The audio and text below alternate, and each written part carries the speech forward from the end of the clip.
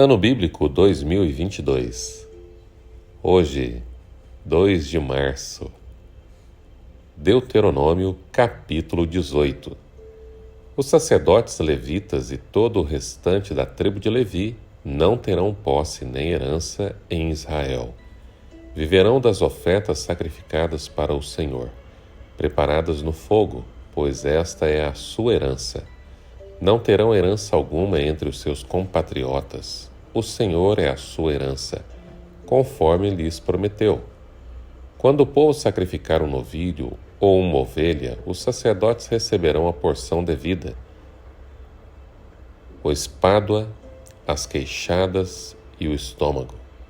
Vocês terão que dar-lhes as primícias do trigo, do vinho, do azeite e a primeira lã da tosquia das ovelhas. Pois de todas as tribos o Senhor, o seu Deus, escolheu os levitas e os seus descendentes para estarem na presença do Senhor, para ministrarem sempre em seu nome.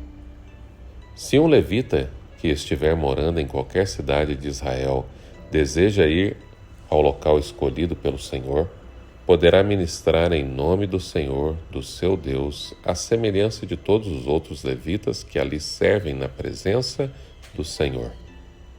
Ele receberá uma porção de alimento igual à dos outros levitas. Além disso, ficará com o que receber e com a venda dos bens da sua família. Quando entrarem na terra que o Senhor, o seu Deus, lhes dá, não procurem imitar as coisas repugnantes que as nações de lá praticam. Não permitam que se ache alguém entre vocês que queime um sacrifício, o seu filho ou sua filha, que pratique adivinhação, ou dedique-se à magia, ou faça presságios, ou pratique feitiçaria, ou faça encantamentos, que seja médium ou espírita, ou que consulte os mortos. O Senhor tem repugnância por quem pratica essas coisas, e é por causa dessas abominações que o Senhor, o seu Deus, vai expulsar aquelas nações da presença de vocês. Permaneçam inculpáveis perante o Senhor, o seu Deus. As nações que vocês vão expulsar dão ouvidos aos que praticam magia e adivinhação. Mas a vocês, o Senhor, o seu Deus, não permitiu tais práticas. O Senhor, o seu Deus, levantará no meio de vocês um profeta como eu. Ouçam-no, pois foi isso que pediram ao Senhor, ao seu Deus, em Horebe, no dia em que se reuniram, quando disseram: não queremos ouvir a voz do Senhor, do nosso Deus, nem ver o seu grande fogo, senão morreremos. O Senhor me disse: eles têm razão. Levantarei do meio dos seus irmãos um profeta como você, porei minhas palavras na sua boca, e ele lhes dirá tudo o que eu lhe ordenar. Se alguém não ouvir as minhas palavras, que o profeta falará em meu nome, eu mesmo lhe pedirei contas. Mas o profeta que ousar falar em meu nome alguma coisa que não lhe ordenei, ou que falar em nome de outros deuses, terá que ser morto. Mas vocês perguntem a si mesmos: como saberemos se uma mensagem não vem do Senhor? Se o que o profeta proclamar em nome do Senhor não acontecer nem se cumprir, essa mensagem não vem do Senhor. Aquele profeta falou com presunção. Não tenham medo dele.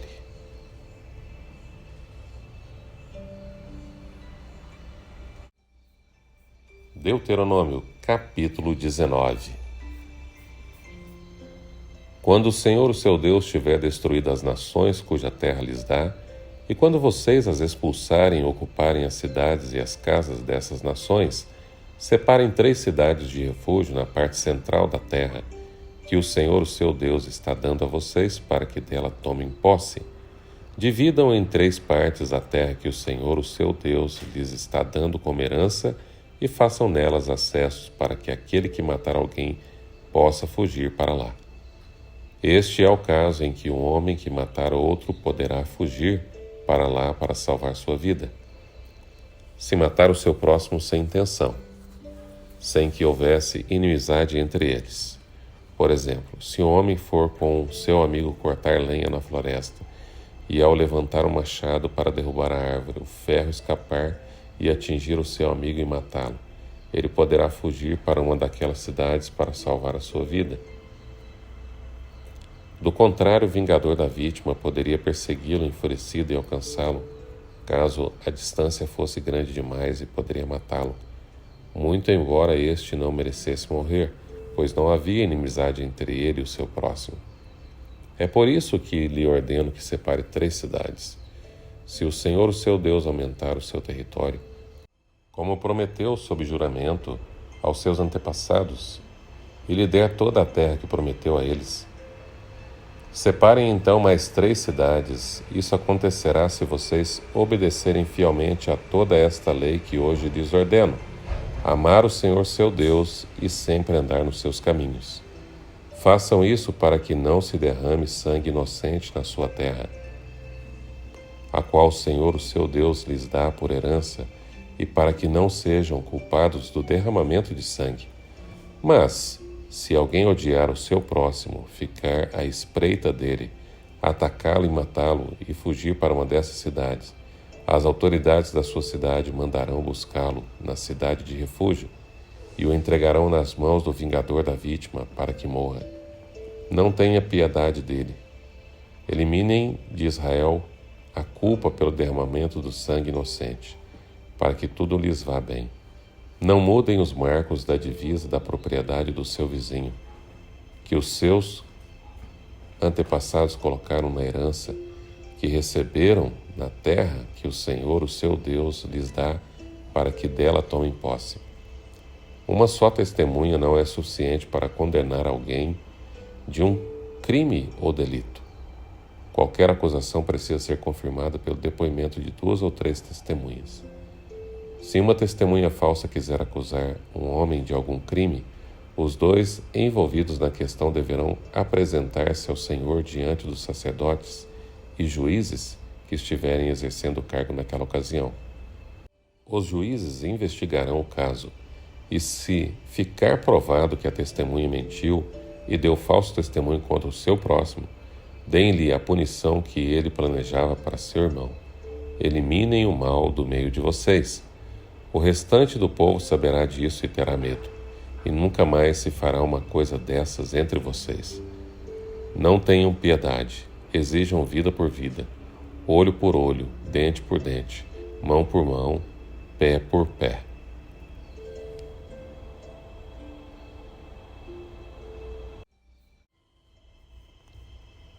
Deuteronômio, capítulo 20.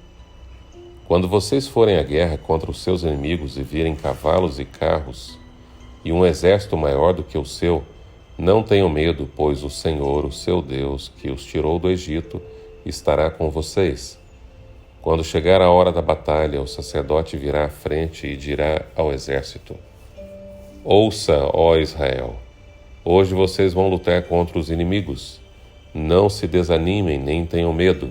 Não fiquem apavorados nem aterrorizados por causa deles, pois o Senhor, o seu Deus, os acompanhará e lutará por vocês contra os inimigos para lhes dar a vitória. Os oficiais dirão ao exército: Há alguém que construiu uma casa e ainda não a dedicou? Volte ele para sua casa, para que não morra na guerra, e outro a dedique. Há alguém que plantou uma vinha e ainda não desfrutou dela? Volte ele para sua casa, para que não morra na guerra, e outro desfrute da vinha. Há alguém comprometido para casar-se, que ainda não recebeu sua mulher? Volte a ela para sua casa, para que não morra na guerra, e outro case-se com ela. Por fim, os oficiais acrescentarão: Alguém está com medo e não tem coragem? Volte ele para sua casa, para que os seus irmãos israelitas também não fiquem desanimados.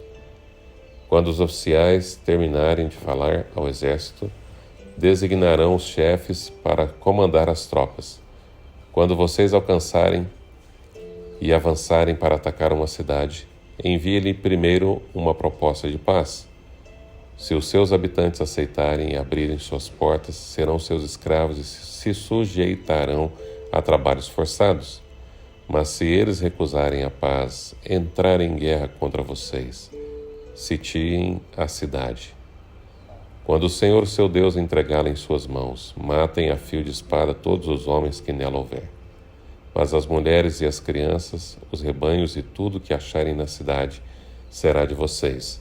Vocês poderão ficar com os despojos dos seus inimigos, dados pelo Senhor, o seu Deus. É assim que vocês tratarão todas as cidades distintas e distantes que não pertencem às nações vizinhas de vocês.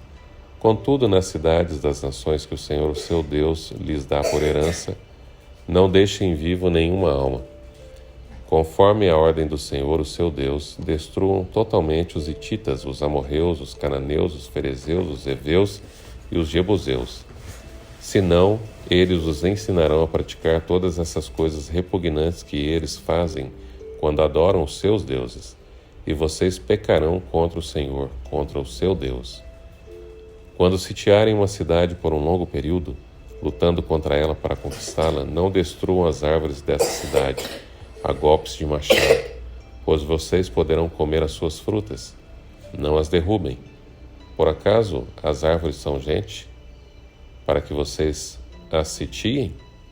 Entretanto, poderão derrubar as árvores que vocês sabem que não são frutíferas, para utilizá-las em obras que ajudem o cerco, até que caia a cidade que está em guerra contra vocês.